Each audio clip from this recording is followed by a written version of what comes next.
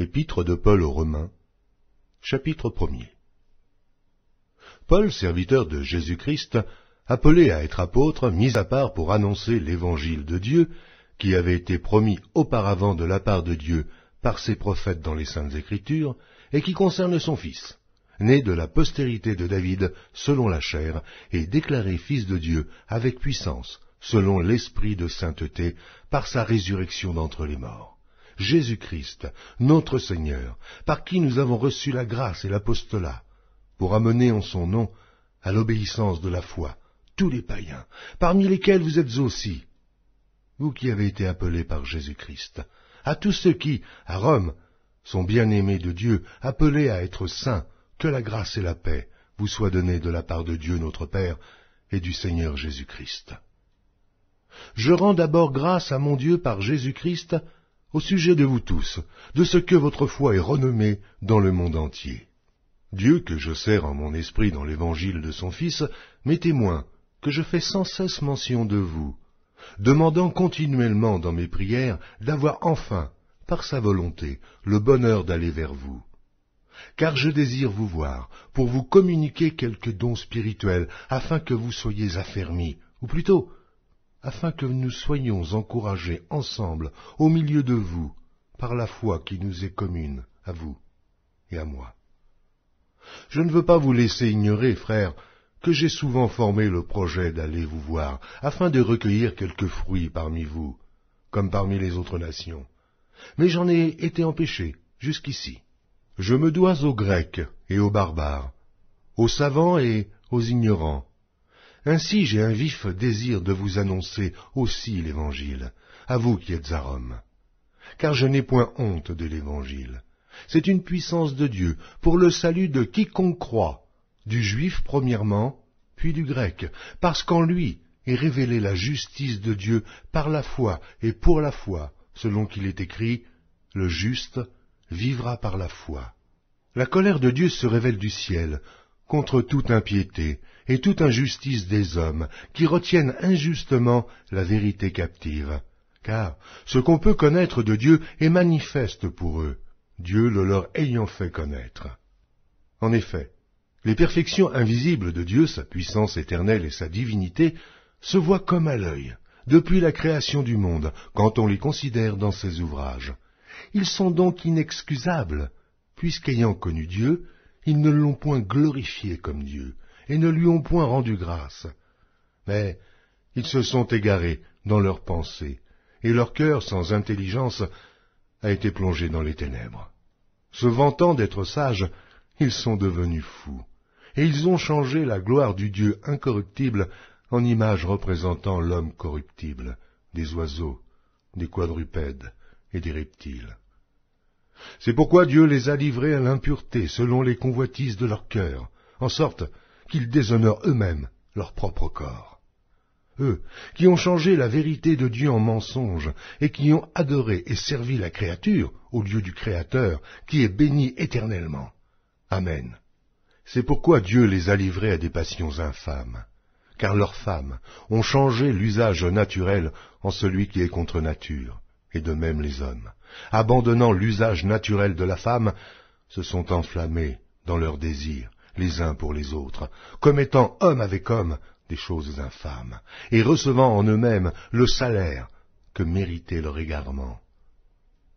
Comme ils ne se sont pas souciés de connaître Dieu, Dieu les a livrés à leur sens réprouvé, pour commettre des choses indignes, étant remplis de toute espèce d'injustice, de méchanceté, de cupidité, de malice, pleins d'envie, de meurtre, de querelles, de ruse, de malignité, rapporteurs, médisants, impies, arrogants, hautains, fanfarons, ingénieux au mal, rebelles à leurs parents, dépourvus d'intelligence, de loyauté, d'affection naturelle, de miséricorde. Eh bien, qu'ils connaissent le jugement de Dieu, déclarant dignes de mort ceux qui commettent de telles choses. Non seulement ils les font, mais ils approuvent ceux qui les font. Épître de Paul aux Romains, chapitre 2. Ô homme, qui que tu sois, toi qui juges, tu es donc inexcusable, car en jugeant les autres, tu te condamnes toi-même, puisque toi qui juges, tu fais les mêmes choses. Nous savons en effet que le jugement de Dieu contre ceux qui commettent de telles choses est selon la vérité. Et penses-tu, ô homme, toi qui juges ceux qui commettent de telles choses et qui les fais, que tu échapperas au jugement de Dieu? Ou méprises-tu les richesses de sa bonté, de sa patience et de sa longanimité, ne reconnaissant pas que la bonté de Dieu te pousse à la repentance, mais, par ton endurcissement et par ton cœur impénitent, tu t'amasses un trésor de colère pour le jour de la colère et de la manifestation du juste jugement de Dieu qui rendra chacun selon ses œuvres, réservant la vie éternelle à ceux qui, par la persévérance à bien faire, cherchent l'honneur, la gloire et l'immortalité, mais l'irritation et la colère à ceux qui, par esprit de dispute, sont rebelles à la vérité et obéissent à l'injustice. Tribulation et angoisse sur toute âme d'homme qui fait le mal, sur le juif premièrement, puis sur le grec. Gloire, honneur et paix pour quiconque fait le bien, pour le juif premièrement, puis pour le grec. Car devant Dieu, il n'y a point acception de personne. Tous ceux qui ont péché sans la loi périront aussi sans la loi, et tous ceux qui ont péché avec la loi seront jugés par la loi. Ce ne sont pas, en effet, ceux qui écoutent la loi qui sont justes devant Dieu, mais ce sont ceux qui la mettent en pratique qui seront justifiés. Quand les païens qui n'ont point la loi font naturellement ce que prescrit la loi, ils sont, eux, qui n'ont point la loi, une loi pour eux-mêmes. Ils montrent que l'œuvre de la loi est écrite dans leur cœur, leur conscience en rendant témoignage, et leurs pensées s'accusant ou se défendant tour à tour. Ce qui paraîtra au jour où, selon mon évangile, Dieu jugera par Jésus-Christ les actions secrètes des hommes. Toi qui te donnes le nom de juif, qui te repose sur la loi, qui te glorifie de Dieu, qui connais sa volonté, qui apprécie la différence des choses, étant instruit par la loi, toi, qui te flatte d'être le conducteur des aveugles, la lumière de ceux qui sont dans les ténèbres, le docteur des insensés, le maître des ignorants, parce que tu as dans la loi la règle de la science et de la vérité. Toi donc, qui enseignes les autres, tu ne t'enseignes pas toi-même. Toi qui prêches de ne pas dérober, tu dérobes. Toi qui dis de ne pas commettre d'adultère, tu commets l'adultère. Toi qui as en abomination les idoles, tu commets des sacrilèges. Toi qui te fais une gloire de la loi, tu déshonores Dieu par la transgression de la loi. Car le nom de Dieu est à cause de vous blasphémé parmi les païens, comme cela est écrit. La circoncision est utile si tu mets en pratique la loi, mais si tu transgresses la loi, ta circoncision devient incirconcision. Si donc l'incirconcis observe les ordonnances de la loi, son incirconcision ne sera-t-elle pas tenue pour circoncision? L'incirconcis de nature qui accomplit la loi ne te condamnera-t-il pas, toi, qui la transgresses, tout en ayant la lettre de la loi et la circoncision? Le juif n'est pas celui qui en a les dehors, et la circoncision, ce n'est pas celle qui est visible dans la chair. Mais le juif, c'est celui qui l'est intérieurement, et la circoncision, c'est celle du cœur, selon l'esprit, et non selon la lettre. La louange de ce juif ne vient pas des hommes, mais de Dieu. Épître de Paul aux Romains, chapitre 3. Quel est donc l'avantage des Juifs? Ou quelle est l'utilité de la circoncision? Il est grand de toute manière, et tout d'abord en ce que les oracles de Dieu leur ont été confiés. Et quoi? Si quelques-uns n'ont pas cru, leur incrédulité anéantira-t-elle la fidélité de Dieu? Loin de là. Que Dieu, au contraire, soit reconnu pour vrai, et tout homme pour menteur, selon qu'il est écrit, afin que tu sois trouvé juste dans tes paroles et que tu triomphes lorsqu'on te juge. Mais si notre injustice établit la justice de Dieu, que dirons-nous? Dieu est-il injuste quand il déchaîne sa colère? Je parle à la manière des hommes. Loin de là. Autrement, comment Dieu jugerait-il le monde? Et si par mon mensonge, la vérité de Dieu éclate davantage pour sa gloire, pourquoi suis-je moi-même encore jugé comme pécheur? Et pourquoi ne ferions-nous pas le mal, afin qu'il en arrive du bien, comme quelques-uns qui nous calomnient prétendent que nous le disons? La condamnation de ces gens est juste. Quoi donc? Sommes-nous plus excellents? Nullement. car nous avons déjà prouvé que tous, Juifs et Grecs, sont sous l'empire du péché, selon qu'il est écrit, il n'y a point de juste, pas même un seul. Nul n'est intelligent, nul ne cherche Dieu, tous sont égarés, tous sont pervertis. Il n'en est aucun qui fasse le bien, pas même un seul. Leur gosier est un sépulcre ouvert. Ils se servent de leur langue pour tromper. Ils ont sous leurs lèvres un venin d'aspic. Leur bouche est pleine de malédiction et d'amertume. Ils ont les pieds légers pour répandre le sang. La destruction et le malheur sont sur leur route. Ils ne connaissent pas le chemin de la paix. La crainte de Dieu n'est pas devant leurs yeux. Or nous savons que tout ce que dit la loi, elle le dit à ceux qui sont sous la loi, afin que toute bouche soit fermée, et que tout le monde soit reconnu coupable devant Dieu. Car nul ne sera justifié devant lui par les œuvres de la loi, puisque c'est par la loi que vient la connaissance du péché. Mais maintenant, sans la loi est manifestée la justice de Dieu, à laquelle rendent témoignage la loi et les prophètes. Justice de Dieu par la foi en Jésus-Christ, pour tous ceux qui croient. Il n'y a point de distinction, car tous ont péché et sont privés de la gloire de Dieu. Et ils sont gratuitement justifiés par sa grâce, par le moyen de la rédemption qui est en Jésus-Christ. C'est lui que Dieu a destiné, par son sang, à être pour ceux qui croiraient victimes propitiatoires, afin de montrer sa justice. Parce qu'il avait laissé impunis les péchés commis auparavant, c'est lui que Dieu a destiné par son sang à être pour ceux qui croiraient victimes propitiatoires, afin de montrer sa justice. Parce qu'il avait laissé impunis les péchés commis auparavant, au temps de sa patience, afin, dis-je, de montrer sa justice dans le temps présent, de manière à être juste, tout en justifiant celui qui a la foi en Jésus. Où donc est le sujet de se glorifier? Il est exclu. Par quelle loi? Par la loi des œuvres? Non, mais par la loi de la foi. Car nous pensons que l'homme est justifié par la foi, sans les œuvres de la loi. Ou bien Dieu est-il seulement le Dieu des Juifs? Ne l'est-il pas aussi des païens? Oui, il l'est aussi des païens. Puisqu'il y a un seul Dieu, qui justifiera par la foi les circoncis et par la foi les incirconcis? Anéantissons-nous donc la loi par la foi? Loin de là. Au contraire, nous confirmons la loi. Épître de Paul aux Romains, chapitre 4. Que dirons-nous donc? Qu'Abraham, notre père, a obtenu selon la chair. Si Abraham a été justifié par les œuvres, il a sujet de se glorifier, mais non devant Dieu. Car que dit l'Écriture?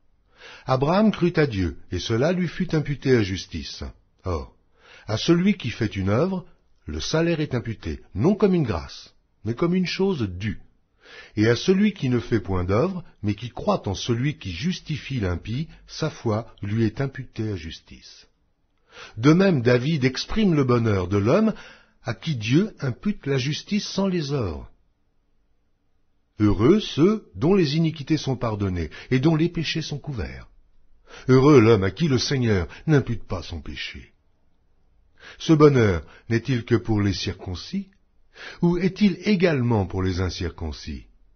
Car nous disons que la foi fut imputée à justice à Abraham. Comment donc lui fut-elle imputée? Était-ce après ou avant sa circoncision? Il n'était pas encore circoncis, il était incirconcis. Et il reçut le signe de la circoncision comme sceau de la justice qu'il avait obtenue par la foi, quand il était incirconcis. Et il reçut le signe de la circoncision comme sceau de la justice, qu'il avait obtenu par la foi quand il était incirconcis, afin d'être le père de tous les incirconcis qui croient, pour que la justice leur fût aussi imputée. Et le père des circoncis, qui ne sont pas seulement circoncis, mais encore qui marchent sur les traces de la foi de notre père Abraham quand il était incirconcis. En effet, ce n'est pas par la loi que l'héritage du monde a été promis à Abraham ou à sa postérité, c'est par la justice de la foi, car si les héritiers le sont par la loi, la foi est vaine, et la promesse est anéantie, parce que la loi produit la colère, et que là où il n'y a point de loi, il n'y a point non plus de transgression. C'est pourquoi les héritiers le sont par la foi, pour que ce soit par grâce, afin que la promesse soit assurée à toute la postérité, non seulement à celle qui est sous la loi, mais aussi à celle qui a la foi d'Abraham, notre Père à tous, selon qu'il est écrit « Je t'ai établi, Père d'un grand nombre de nations. Il est notre Père devant celui auquel il a cru. Dieu qui donne la vie aux morts et qui appelle les choses qui ne sont point comme si elles étaient. » Espérant contre toute espérance, il crut, en sorte qu'il devint père d'un grand nombre de nations, selon ce qui lui avait été dit, « Telle sera ta postérité. » Et, sans faiblir dans la foi, il ne considéra point que son corps était déjà usé, puisqu'il avait près de 100 ans, et que Sarah n'était plus en état d'avoir des enfants. Il ne douta point, par incrédulité au sujet de la promesse de Dieu, mais il fut fortifié par la foi, donnant gloire à Dieu, et ayant la pleine conviction que ce qu'il promet, il peut aussi l'accomplir. C'est pourquoi cela lui fut imputé à justice. Mais ce n'est pas à cause de lui seul qu'il est écrit que cela lui fut imputé. C'est encore à cause de nous, à qui cela sera imputé, à nous, qui croyons en celui qui a ressuscité des morts, Jésus notre Seigneur, lequel a été livré pour nos offenses, et est ressuscité pour notre justification. Épître de Paul aux Romains, chapitre 5. Étant donc justifiés par la foi, nous avons la paix avec Dieu par notre Seigneur Jésus-Christ, à qui nous devons d'avoir eu par la foi accès à cette grâce, dans laquelle nous demeurons fermes, et nous nous glorifions dans l'espérance de la gloire de Dieu. Bien plus, nous nous glorifions même des afflictions, sachant que l'affliction produit la persévérance la victoire dans l'épreuve, et cette victoire, l'espérance. Or, l'espérance ne trompe point, parce que l'amour de Dieu est répandu dans nos cœurs par le Saint-Esprit qui nous a été donné. Car, lorsque nous étions encore sans force, Christ, au temps marqué, est mort pour des impies. À peine mourrait-on pour un juste, quelqu'un peut-être mourrait-il pour un homme de bien. Mais Dieu prouve son amour envers nous, en ce que, lorsque nous étions encore des pécheurs, Christ est mort pour nous. À plus forte raison donc, maintenant que nous sommes justifiés par son sang, serons-nous sauvés par lui de la colère. Car, si lorsque nous étions ennemis, nous avons été réconciliés avec Dieu par la mort de son Fils, à plus forte raison, étant réconciliés, serons-nous sauvés par sa vie. Et non seulement cela, mais encore nous nous glorifions en Dieu par notre Seigneur Jésus-Christ, par qui maintenant nous avons obtenu la réconciliation. C'est pourquoi, comme par un seul homme le péché est entré dans le monde, et par le péché la mort, et qu'ainsi la mort s'est étendue sur tous les hommes, parce que tous ont péché. Car jusqu'à la loi le péché était dans le monde. Or le péché n'est pas imputé, quand il n'y a point de loi. Cependant la mort a régné depuis Adam jusqu'à Moïse, même sur ceux qui n'avaient pas péché par une transgression semblable à celle d'Adam, lequel est la figure de celui qui devait venir. Mais il n'en est pas du don gratuit comme de l'offense, car si par l'offense d'un seul, il en est beaucoup qui sont morts, à plus forte raison, la grâce de Dieu et le don de la grâce venant d'un seul homme, Jésus-Christ, ont-ils été abondamment répandus sur beaucoup. Il n'en est pas du don comme de ce qui est arrivé par un seul qui a péché, car c'est après une seule offense que le jugement est devenu condamnation, tandis que le don gratuit devient justification après plusieurs offenses. Si par l'offense d'un seul, la mort a régné par lui, à plus forte raison, ceux qui reçoivent l'abondance de la grâce et du don de la justice régneront-ils dans la vie par Jésus-Christ, lui seul. Ainsi donc, comme par une seule offense la condamnation a atteint tous les hommes, de même, par un seul acte de justice, la justification qui donne la vie s'étend à tous les hommes.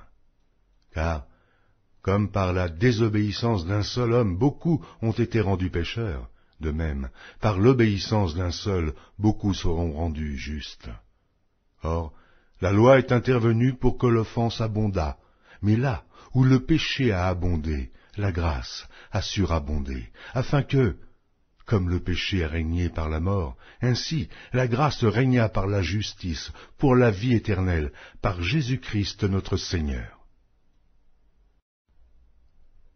Épître de Paul aux Romains, chapitre 6. Que dirons-nous donc? Demeurerions-nous dans le péché afin que la grâce abonde? Loin de là. Nous qui sommes morts au péché, comment vivrons-nous encore dans le péché? Ignorez-vous que nous tous, qui avons été baptisés en Jésus-Christ, c'est en sa mort que nous avons été baptisés. Nous avons donc été ensevelis avec lui par le baptême en sa mort, afin que, comme Christ est ressuscité des morts par la gloire du Père, de même, nous aussi, nous marchions en nouveauté de vie. En effet, si nous sommes devenus une même plante avec lui, par la conformité à sa mort, nous le serons aussi par la conformité à sa résurrection, sachant que notre vieil homme a été crucifié avec lui, afin que le corps du péché fût détruit, pour que nous ne soyons plus esclaves du péché. Car celui qui est mort est libre du péché. Or, si nous sommes morts avec Christ, nous croyons que nous vivrons aussi avec lui, sachant que Christ, ressuscité des morts, ne meurt plus. La mort n'a plus de pouvoir sur lui, car il est mort. Et c'est pour le péché qu'il est mort une fois pour toutes. Il est revenu à la vie, et c'est pour Dieu qu'il vit. Aussi vous-même, regardez-vous comme morts au péché, et comme vivants pour Dieu en Jésus-Christ. Que le péché ne règne donc point dans votre corps mortel, et n'obéissez pas à ses convoitises. Ne livrez pas vos membres au péché comme des instruments d'iniquité, mais donnez-vous vous-même à Dieu, comme étant vivants de mort que vous étiez, et offrez à Dieu vos membres comme des instruments de justice. Car le péché n'aura point de pouvoir sur vous, puisque vous êtes non sous la loi, mais sous la grâce. Quoi donc? Pécherions-nous parce que nous sommes non sous la loi, mais sous la grâce? Loin de là. Ne savez-vous pas qu'en vous livrant à quelqu'un comme esclave pour lui obéir, vous êtes esclaves de celui à qui vous obéissez, soit du péché qui conduit à la mort, soit de l'obéissance qui conduit à la justice. Mais grâce soit rendue à Dieu, de ce que, après avoir été esclaves du péché, vous avez obéi de cœur à la règle de doctrine dans laquelle vous avez été instruits. Ayant été affranchis du péché, vous êtes devenus esclaves de la justice. Je parle à la manière des hommes, à cause de la faiblesse de votre chair. De même donc que vous avez livré vos membres comme esclaves à l'impureté et à l'iniquité pour arriver à l'iniquité, ainsi maintenant livrez vos membres comme esclaves à la justice pour arriver à la sainteté. Car lorsque vous étiez esclaves du péché, vous étiez libres à l'égard de la justice. Quels fruits portiez-vous alors? Des fruits dont vous rougissez aujourd'hui, car la fin de ces choses, c'est la mort. Mais maintenant, étant affranchis du péché et devenus esclaves de Dieu, vous avez pour fruit la sainteté et pour fin la vie éternelle. Car le salaire du péché, c'est la mort, mais le don gratuit de Dieu, c'est la vie éternelle en Jésus-Christ, notre Seigneur. Épître de Paul aux Romains, chapitre 7. Ignorez-vous, frères, car je parle à des gens qui connaissent la loi, que la loi exerce son pouvoir sur l'homme aussi longtemps qu'il vit. Ainsi, une femme mariée est liée par la loi à son mari tant qu'il est vivant. Mais si le mari meurt, elle est dégagée de la loi qui la liait à son mari. Si donc, du vivant de son mari, elle devient la femme d'un autre homme, elle sera appelée adultère. Mais si le mari meurt, elle est affranchie de la loi, de sorte qu'elle n'est point adultère en devenant la femme d'un autre. De même, mes frères, vous aussi, vous avez été par le corps de Christ mis à mort en ce qui concerne la loi, pour que vous apparteniez à un autre, à celui qui est ressuscité des morts, afin que nous portions des fruits pour Dieu. Car, lorsque nous étions dans la chair, les passions des péchés provoqués par la loi agissaient dans nos membres, de sorte que nous portions des fruits pour la mort. Mais maintenant, nous avons été dégagés de la loi, étant morts à cette loi sous laquelle nous étions retenus, de sorte que nous servons dans un esprit nouveau et non selon la lettre qui a vieilli. Que dirons-nous donc? La loi est-elle péché? Loin de là. Mais je n'ai connu le péché que par la loi.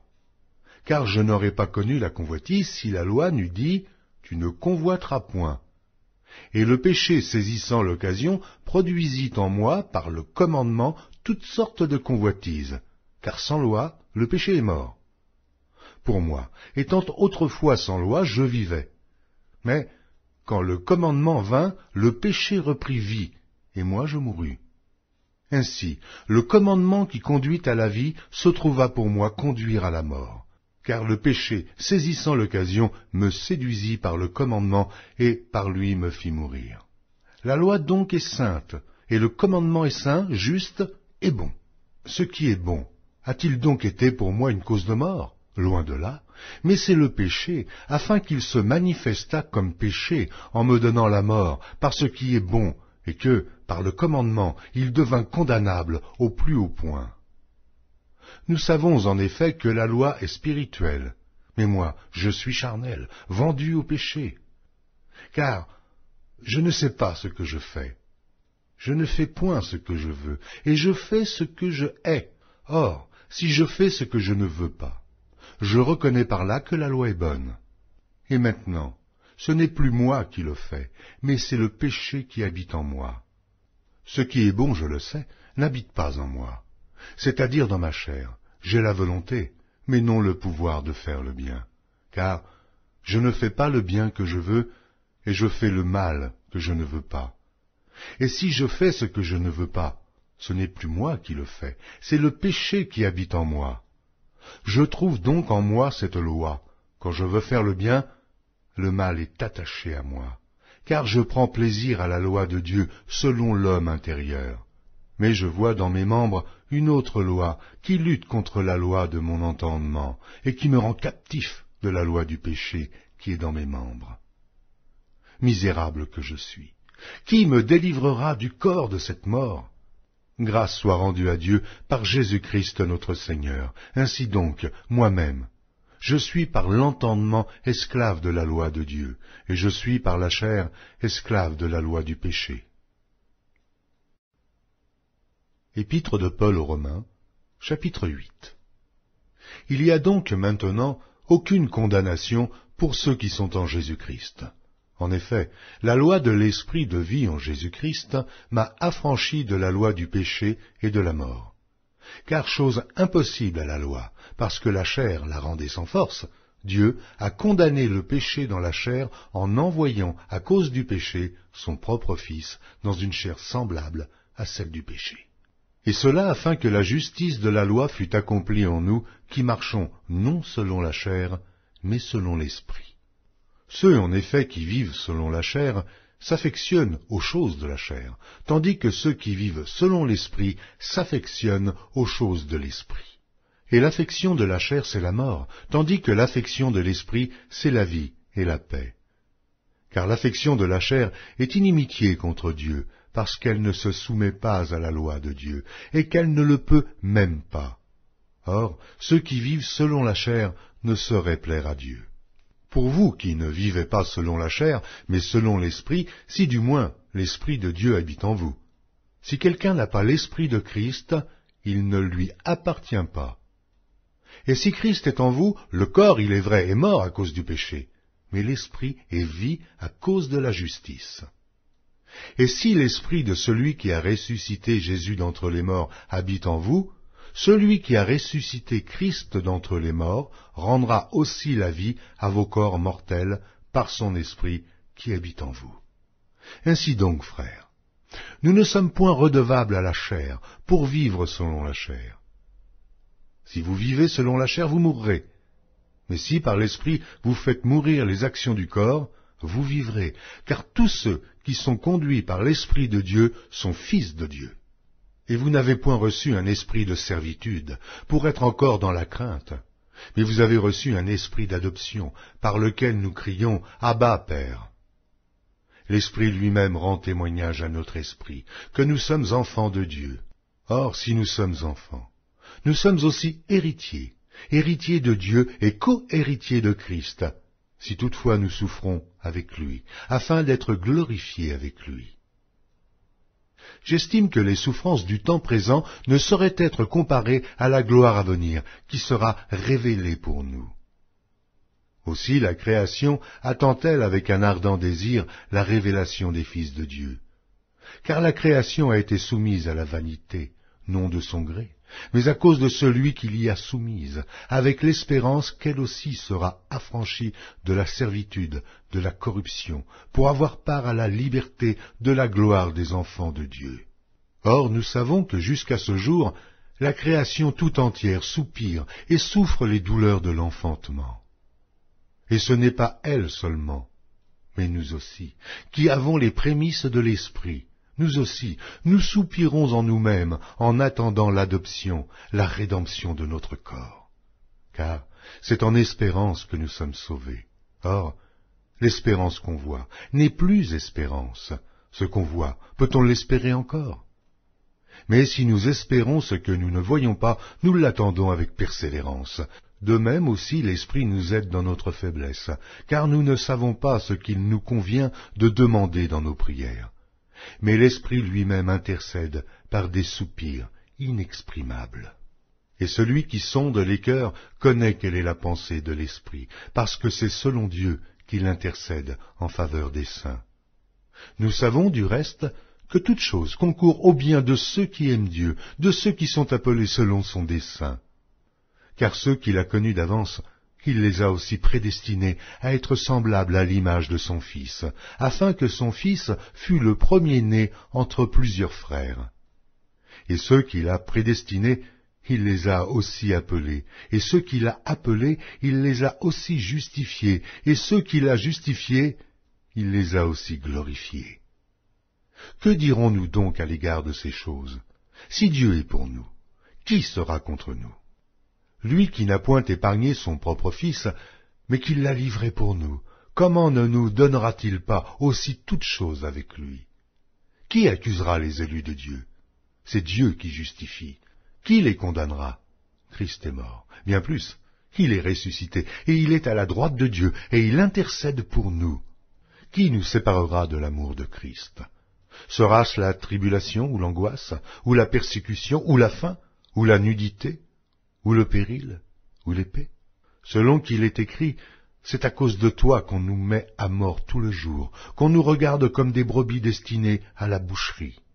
Mais, dans toutes ces choses, nous sommes plus que vainqueurs par celui qui nous a aimés. Car j'ai l'assurance que ni la mort, ni la vie, ni les anges, ni les dominations, ni les choses présentes, ni les choses à venir, ni les puissances, ni la hauteur, ni la profondeur, ni aucune autre créature ne pourra nous séparer de l'amour de Dieu manifesté en Jésus-Christ, notre Seigneur. Épître de Paul aux Romains, chapitre 9. Je dis la vérité en Christ, je ne mens point. Ma conscience m'en rend témoignage par le Saint-Esprit. J'éprouve une grande tristesse, et j'ai dans le cœur un chagrin continuel, car je voudrais moi-même être anathème et séparé de Christ pour mes frères, mes parents selon la chair, qui sont israélites, à qui appartiennent l'adoption et la gloire, et les alliances, et la loi, et le culte, et les promesses, et les patriarches, et de qui est issu selon la chair le Christ, qui est au-dessus de toutes choses, Dieu béni éternellement. Amen. Ce n'est point à dire que la parole de Dieu soit restée sans effet, car tous ceux qui descendent d'Israël ne sont pas Israël, et, pour être la postérité d'Abraham, ils ne sont pas tous ses enfants, mais il est dit en Isaac sera nommé pour toi une postérité. C'est-à-dire que ce ne sont pas les enfants de la chair qui sont enfants de Dieu, mais que ce sont les enfants de la promesse qui sont regardés comme la postérité. Voici en effet la parole de la promesse. Je reviendrai à cette même époque et Sarah aura un fils. Et de plus il en fut ainsi de Rebecca, qui conçut du sol Isaac notre père, car quoique les enfants ne fussent pas encore nés, et ils n'eussent fait ni bien ni mal, afin que le dessein d'élection de Dieu subsistât, sans dépendre des œuvres, et par la seule volonté de celui qui appelle. Il fut dit à Rebecca, « L'aîné sera assujetti au plus jeune, selon qu'il est écrit, j'ai aimé Jacob, et j'ai haï Ésaü. » Que dirons-nous donc? Y a-t-il en Dieu de l'injustice? Loin de là. Car il dit à Moïse, « Je ferai miséricorde à qui je fais miséricorde, et j'aurai compassion de qui j'ai compassion. » Ainsi donc cela ne dépend ni de celui qui veut, ni de celui qui court, mais de Dieu qui fait miséricorde. Car l'Écriture dit à Pharaon, « Je t'ai suscité à dessein pour montrer en toi ma puissance, et afin que mon nom soit publié sur toute la terre. » Ainsi, il fait miséricorde à qui il veut, et il endurcit qui il veut. Tu me diras, pourquoi blâme-t-il encore? Car qui est-ce qui résiste à sa volonté? Ô homme, toi plutôt, qui es-tu pour contester avec Dieu? Le vase d'argile dira-t-il à celui qui l'a formé, « Pourquoi m'as-tu fait ainsi ?» Le potier n'est-il pas maître de l'argile, pour faire avec la même masse un vase d'honneur et un vase d'usage vil? Et que dire si Dieu, voulant montrer sa colère et faire connaître sa puissance, a supporté avec une grande patience des vases de colère formés pour la perdition, et s'il a voulu faire connaître la richesse de sa gloire envers des vases de miséricorde qu'il a d'avance préparés pour la gloire? Ainsi nous a-t-il appelés non seulement d'entre les Juifs, mais encore d'entre les païens, selon qu'il le dit dans Osée, « J'appellerai mon peuple celui qui n'était pas mon peuple, et bien-aimée celle qui n'était pas la bien-aimée. » Et là où on leur disait « Vous n'êtes pas mon peuple », ils seront appelés fils du Dieu vivant. Ésaïe, de son côté, s'écrie au sujet d'Israël, « Quand le nombre des fils d'Israël serait comme le sable de la mer, un reste seulement sera sauvé. Car le Seigneur exécutera pleinement et promptement sur la terre ce qu'il a résolu. » Et, comme Ésaïe l'avait dit auparavant, « Si le Seigneur des armées ne nous eût laissé une postérité, nous serions devenus comme Sodome. Nous aurions été semblables à Gomorrhe. » Que dirons-nous donc? Les païens qui ne cherchaient pas la justice ont obtenu la justice qui vient de la foi, tandis qu'Israël, qui cherchait une loi de justice, n'est pas parvenu à cette loi. Pourquoi? Parce qu'Israël l'a cherchée, non par la foi, mais comme provenant des œuvres. Et ils se sont heurtés contre la pierre d'achoppement. Selon qu'il est écrit, « Voici, je mets en Sion une pierre d'achoppement et un rocher de scandale, et celui qui croit en lui ne sera point confus. » Épître de Paul aux Romains, chapitre 10. Frères, le vœu de mon cœur et ma prière à Dieu pour eux, c'est qu'ils soient sauvés. Je leur rends le témoignage qu'ils ont du zèle pour Dieu, mais sans intelligence, ne connaissant pas la justice de Dieu et cherchant à établir leur propre justice. Ils ne se sont pas soumis à la justice de Dieu, car Christ est la fin de la loi, pour la justification de tous ceux qui croient. En effet, Moïse définit ainsi la justice qui vient de la loi. L'homme qui mettra ces choses en pratique vivra par elles. Mais voici comment parle la justice qui vient de la foi. Ne dis pas en ton cœur, qui montera au ciel? C'est en faire descendre Christ. Ou, qui descendra dans l'abîme? C'est faire remonter Christ d'entre les morts. Que dit-elle donc? La parole est près de toi, dans ta bouche et dans ton cœur. Or, c'est la parole de la foi que nous prêchons. Si tu confesses de ta bouche le Seigneur Jésus, et si tu crois dans ton cœur que Dieu l'a ressuscité des morts, tu seras sauvé. Car c'est en croyant du cœur qu'on parvient à la justice, et c'est en confessant de la bouche qu'on parvient au salut, selon ce que dit l'Écriture. Quiconque croit en lui ne sera point confus. Il n'y a aucune différence, en effet, entre le juif et le grec, puisqu'ils ont tous un même Seigneur, qui est riche pour tous ceux qui l'invoquent. Car quiconque invoquera le nom du Seigneur sera sauvé. Comment donc invoqueront-ils celui en qui ils n'ont pas cru? Et comment croiront-ils en celui dont ils n'ont pas entendu parler? Et comment en entendront-ils parler s'il n'y a personne qui prêche? Et comment y aura-t-il des prédicateurs s'ils ne sont pas envoyés, selon qu'il est écrit, qu'ils sont beaux les pieds de ceux qui annoncent la paix, de ceux qui annoncent de bonnes nouvelles. Mais tous n'ont pas obéi à la bonne nouvelle. Ainsi, Ésaïe dit-il, « Seigneur, qui a cru à notre prédication ?» Ainsi, la foi vient de ce qu'on entend, et ce qu'on entend vient de la parole de Christ. Mais que dis-je? N'ont-ils pas entendu? Au contraire, leur voix est allée par toute la terre, et leur parole jusqu'aux extrémités du monde. Mais je dis, Israël ne l'a-t-il pas su? Moïse le premier dit, j'exciterai votre jalousie, parce qu'il n'est point une nation. Je provoquerai votre colère par une nation sans intelligence. Et Isaïe pousse la hardiesse jusqu'à dire, j'ai été trouvé par ceux qui ne me cherchaient pas. Je me suis manifesté à ceux qui ne me demandaient pas. Mais au sujet d'Israël, il dit, j'ai tendu mes mains tout le jour vers un peuple rebelle et contredisant. Épître de Paul aux Romains, chapitre 11. Je dis donc, Dieu a-t-il rejeté son peuple? Loin de là.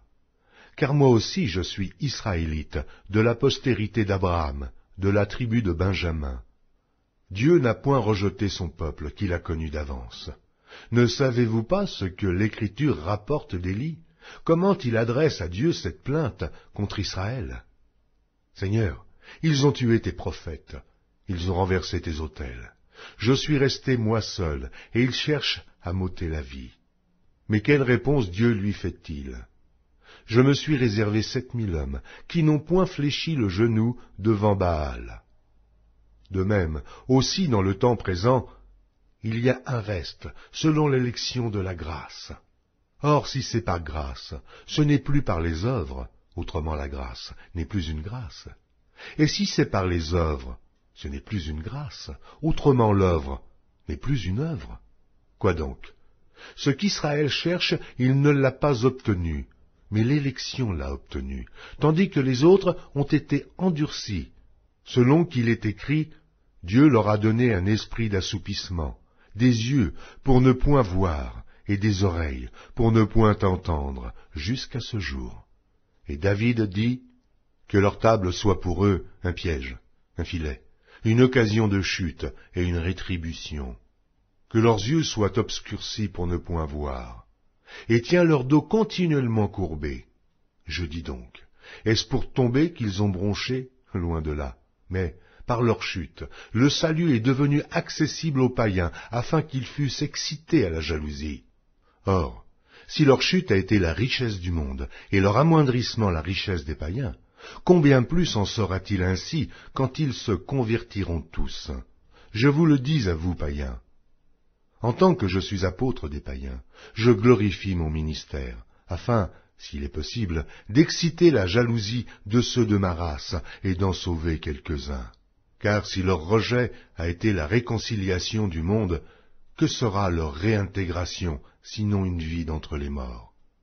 Or, si les prémices sont saintes, la masse l'est aussi. Et si la racine est sainte, les branches le sont aussi. Mais si quelques-unes des branches ont été retranchées, et si toi, qui étais un olivier sauvage, tu as été hanté à leur place et rendu participant de la racine et de la graisse de l'olivier, ne te glorifie pas aux dépens de ces branches.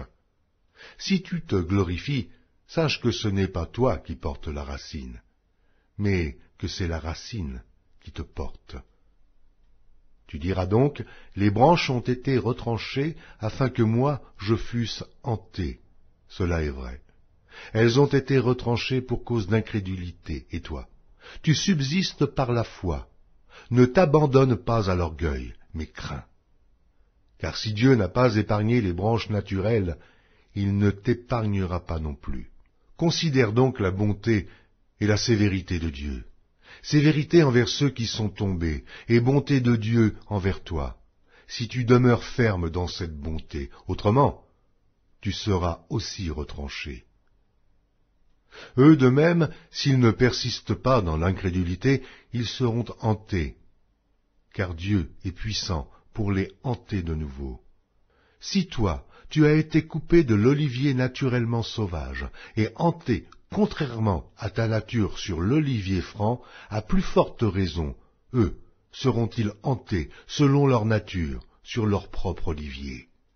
Car je ne veux pas, frères, que vous ignoriez ce mystère, afin que vous ne vous regardiez point comme sages.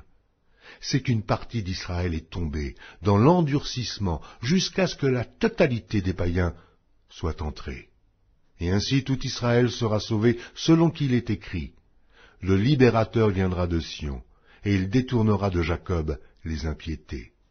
Et ce sera mon alliance avec eux lorsque j'ôterai leurs péchés.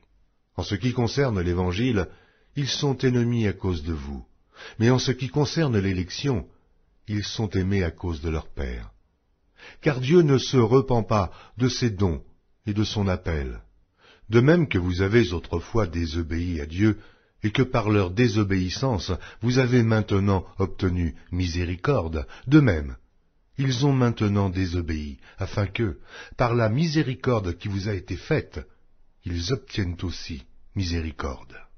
Car Dieu a renfermé tous les hommes dans la désobéissance, pour faire miséricorde à tous.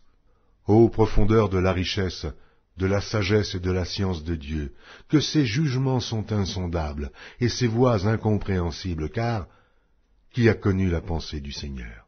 Ou qui a été son conseiller? Qui lui a donné le premier, pour qu'il ait à recevoir en retour? C'est de lui, par lui, et pour lui que sont toutes choses. À lui la gloire dans tous les siècles. Amen. Épître de Paul aux Romains, chapitre 12. Je vous exhorte donc, frères, par les compassions de Dieu, à offrir vos corps comme un sacrifice vivant, saint, agréable à Dieu, ce qui sera de votre part un culte raisonnable. Ne vous conformez pas au siècle présent, mais soyez transformés par le renouvellement de l'intelligence, afin que vous discerniez quelle est la volonté de Dieu, ce qui est bon, agréable et parfait.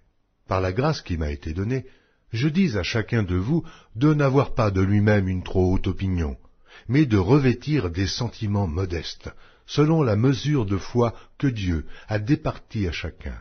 Car, comme nous avons plusieurs membres dans un seul corps, et que tous les membres n'ont pas la même fonction, ainsi, nous qui sommes plusieurs, nous formons un seul corps en Christ, et nous sommes tous membres les uns des autres. Puisque nous avons des dons différents, selon la grâce qui nous a été accordée, que celui qui a le don de prophétie l'exerce selon l'analogie de la foi, que celui qui est appelé au ministère s'attache à son ministère, et que celui qui enseigne s'attache à son enseignement, et celui qui exhorte à l'exhortation, que celui qui donne le fasse avec libéralité, que celui qui préside le fasse avec zèle, que celui qui pratique la miséricorde le fasse avec joie, que la charité soit sans hypocrisie, ayez le mal en horreur, attachez-vous fortement au bien. Par amour fraternel, soyez pleins d'affection les uns pour les autres, par honneur, usez de prévenance réciproque. Ayez du zèle et non de la paresse, soyez fervents d'esprit, servez le Seigneur. Réjouissez-vous en espérance, soyez patients dans l'affliction, persévérez dans la prière. Pourvoyez aux besoins des saints, exercez l'hospitalité. Bénissez ceux qui vous persécutent, bénissez et ne maudissez pas. Réjouissez-vous avec ceux qui se réjouissent, pleurez avec ceux qui pleurent. Ayez les mêmes sentiments les uns envers les autres, n'aspirez pas à ce qui est élevé, mais laissez-vous attirer par ce qui est humble. Ne soyez point sages à vos propres yeux. Ne rendez à personne le mal pour le mal. Recherchez ce qui est bien devant tous les hommes. S'il est possible, autant que cela dépend de vous, soyez en paix avec tous les hommes. Ne vous vengez point vous-même, bien-aimés, mais laissez agir la colère, car il est écrit, « À moi la vengeance, à moi la rétribution, dit le Seigneur. » Mais si ton ennemi a faim, donne-lui à manger. S'il a soif, donne-lui à boire, car en agissant ainsi, ce sont des charbons ardents que tu amasseras sur sa tête. Ne te laisse pas vaincre par le mal, mais surmonte le mal par le bien. Épître de Paul aux Romains, chapitre 13. Que toute personne soit soumise aux autorités supérieures, car il n'y a point d'autorité qui ne vienne de Dieu, et les autorités qui existent ont été instituées de Dieu. C'est pourquoi celui qui s'oppose à l'autorité résiste à l'ordre que Dieu a établi, et ceux qui résistent attireront une condamnation sur eux-mêmes. Ce n'est pas pour une bonne action, C'est pour une mauvaise que les magistrats sont à redouter. Veux-tu ne pas craindre l'autorité, fais le bien, et tu auras son approbation. Le magistrat est serviteur de Dieu pour ton bien. Mais si tu fais le mal, crains, car ce n'est pas en vain qu'il porte l'épée, étant serviteur de Dieu pour exercer la vengeance et punir celui qui fait le mal. Il est donc nécessaire d'être soumis, non seulement par crainte de la punition, mais encore par motif de conscience. C'est aussi pour cela que vous payez les impôts, car les magistrats sont des ministres de Dieu, entièrement appliqués à cette fonction. Rendez à tous ce qui leur est dû, l'impôt à qui vous devez l'impôt, le tribut à qui vous devez le tribut, la crainte à qui vous devez la crainte, l'honneur à qui vous devez l'honneur. Ne devez rien à personne, si ce n'est de vous aimer les uns les autres, car celui qui aime les autres a accompli la loi. En effet, les commandements, tu ne commettras point d'adultère, tu ne tueras point, tu ne déroberas point, tu ne convoiteras point, et ce qu'il peut encore y avoir se résume dans cette parole. Tu aimeras ton prochain comme toi-même. L'amour ne fait point de mal au prochain. L'amour est donc l'accomplissement de la loi. Cela importe d'autant plus que vous savez en quel temps nous sommes.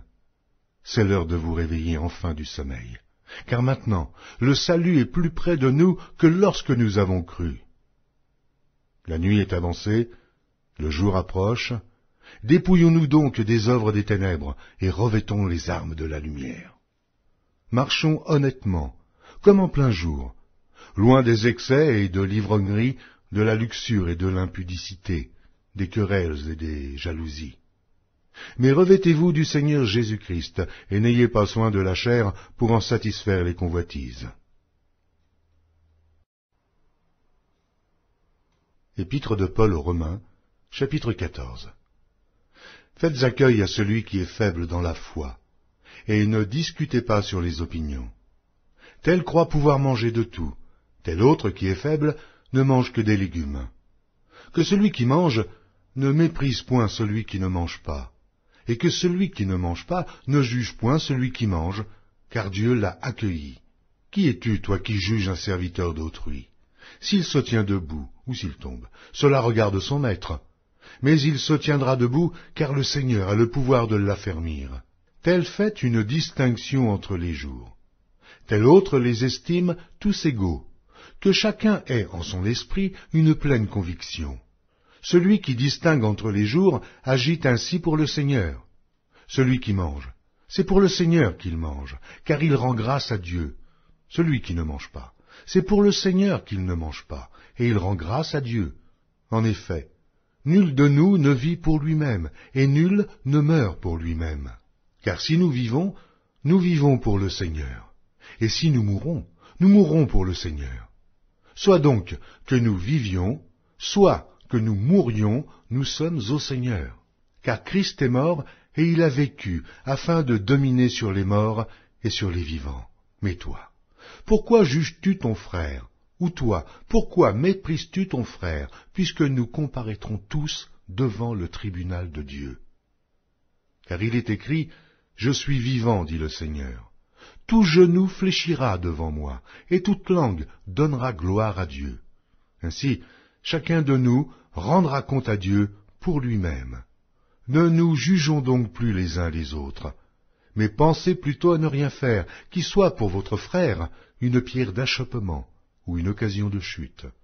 Je sais, et je suis persuadé par le Seigneur Jésus, que rien n'est impur en soi, et qu'une chose n'est impure que pour celui qui la croit impure. Mais si pour un aliment ton frère est attristé, tu ne marches plus selon l'amour. Ne cause pas par ton aliment la perte de celui pour lequel Christ est mort. Que votre privilège ne soit pas un sujet de calomnie. Car le royaume de Dieu, ce n'est pas le manger et le boire, mais la justice et la paix et la joie par le Saint-Esprit. Celui qui sert Christ de cette manière est agréable à Dieu et approuvé des hommes. Ainsi donc, recherchons ce qui contribue à la paix et à l'édification mutuelle. Pour un aliment, ne détruis pas l'œuvre de Dieu. À la vérité, toutes choses sont pures. Mais il est mal à l'homme, quand il mange, de devenir une pierre d'achoppement. Il est bien de ne pas manger de viande, de ne pas boire de vin, et de s'abstenir de ce qui peut être pour ton frère une occasion de chute, de scandale ou de faiblesse. Cette foi que tu as, garde-la pour toi devant Dieu. Heureux celui qui ne se condamne pas lui-même dans ce qu'il approuve. Mais celui qui a des doutes au sujet de ce qu'il mange est condamné, parce qu'il n'agit pas par conviction. Tout ce qui n'est pas le produit d'une conviction est péché. Épître de Paul aux Romains, chapitre 15. Nous qui sommes forts, nous devons supporter les faiblesses de ceux qui ne le sont pas, et ne pas nous complaire en nous-mêmes. Que chacun de nous complaise au prochain, pour ce qui est bien en vue de l'édification. Car Christ ne s'est point complu en lui-même, mais, selon qu'il est écrit, les outrages de ceux qui t'insultent sont tombés sur moi. Or, tout ce qui a été écrit d'avance l'a été pour notre instruction, afin que, par la patience et par la consolation que donnent les Écritures, nous possédions l'espérance. Que le Dieu de la persévérance et de la consolation vous donne d'avoir les mêmes sentiments, les uns envers les autres, selon Jésus-Christ, afin que tous ensemble, d'une seule bouche, vous glorifiez le Dieu et Père de notre Seigneur Jésus-Christ. Accueillez-vous donc les uns les autres, comme Christ vous a accueillis, pour la gloire de Dieu.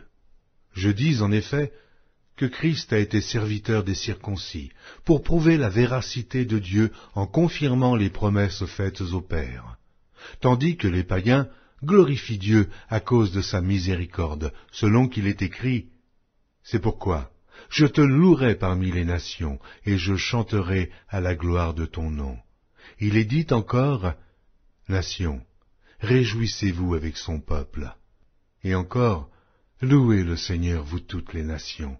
Célébrez-le, vous tous les peuples. » Ésaïe dit aussi « Il sortira d'Isaïe un rejeton, qui se lèvera pour régner sur les nations espéreront en lui. » Que le Dieu de l'espérance vous remplisse de toute joie et de toute paix dans la foi, pour que vous abondiez en espérance, par la puissance du Saint-Esprit. Pour ce qui vous concerne, mes frères, je suis moi-même persuadé que vous êtes pleins de bonnes dispositions, remplis de toute connaissance, et capables de vous exhorter les uns les autres.